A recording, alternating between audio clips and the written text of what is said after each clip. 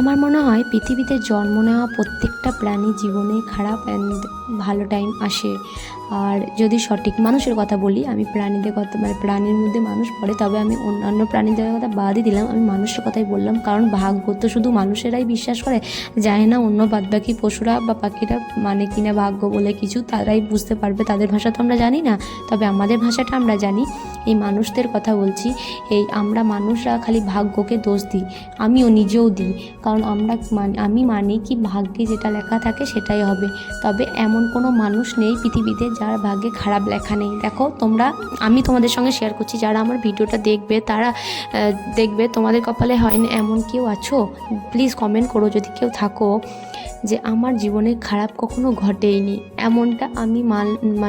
এমনটা আমি কারোর সাথে পরিচয়ই হয়নি যার কপালে কখনো খারাপ আসেনি, বা সে সব সময় সঠিক সিদ্ধান্ত নিয়েছে তাই তার জীবনে কখনো খারাপ টাইম আসেনি। এমনটা হয় না।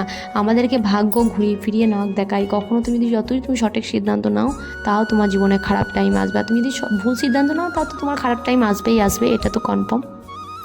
তবে তুমি যদি সঠিক সিদ্ধান্ত নাও, তাও তোমার জীবনে খারাপ টাইম আসবে, এটাই বাস্তব।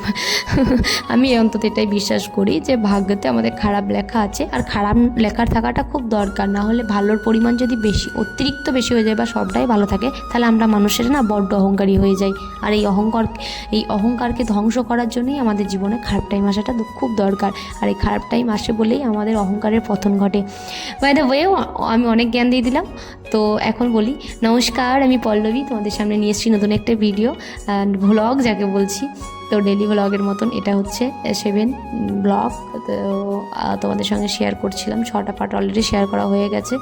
আমার খুব ভালো লাগছে তোমাদের সঙ্গে আমার এই সারাদিনের কী করছি এগুলো শেয়ার করতে পেরে। তবে সব দিন তো ক্যাপচার করা যায় না, হ্যাঁ, তো যেটুকুনি পারি তোমাদের সঙ্গে শেয়ার করি। দেখো রান্না বান্নার পর আজকে দুপুরেতে কিন্তু চুনো মাছ, চিংড়ি মাছ আর হচ্ছে কাতলা মাছ আনা হয়েছিল। কাতলা মাছের টক বানিয়ে রেখে দিলাম, কারণ টকটা না ও খুব ভালোবাসে, আর আমারও ভালো লাগে। টকটা প্রথম দিনে খাওয়া যায় না, কারণ একটু টকটা একটু গ্রেভিটা একটু ফুল হলে খেতে ভালো লাগে। তো আমরা রীতিমতো ওই কাতলা মাছের টকটা খাইনি, তবে মাছের ঝোল রান্না করেছিলাম আর চিংড়ি মাছ ভেজে নিয়েছি, খেয়ে নিলাম।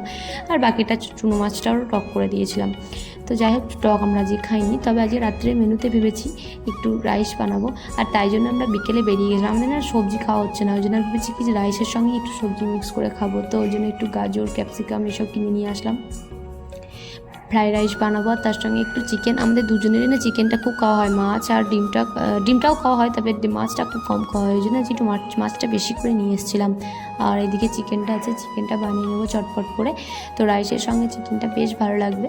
আর এইদিকে তোমাদেরকে আরেকটা কথা বলি, যে শরীরের পক্ষে তো জানো তো সবজি খুবই প্রয়োজন, কারণ আমরা শুধুমাত্র মাছ, ডিম, মাংস খাই বলেই আমাদের শরীরের মধ্যে এত রোগ বা ব্যাধি ধরা পড়ছে। তাই আমরা দুজনে মিলে ঠিক করেছি একটু হলেও সবজি খাবো। তবে আজকের ভিডিওটা এখানেই শেষ করছি, দেখা হচ্ছে নেক্সট কোনো ভিডিওতে। ততক্ষণ পর্যন্ত তোমরা সবাই সুস্থ থেকো, ভালো থেকো, টাটা, আজ আসি, গুড নাইট সবাইকে।